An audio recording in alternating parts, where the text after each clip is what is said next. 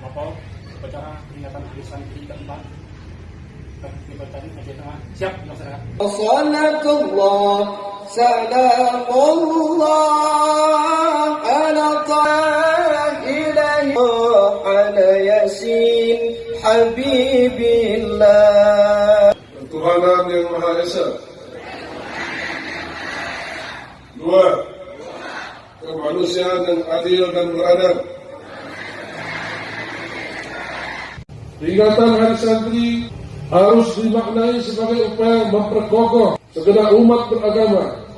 Marilah kita tebarkan kedamaian, kapanpun, dimanapun, dan kepada siapapun. Selamat Hari Santri 22 Oktober 2018. Bersama santri, damailah negeri. Upacara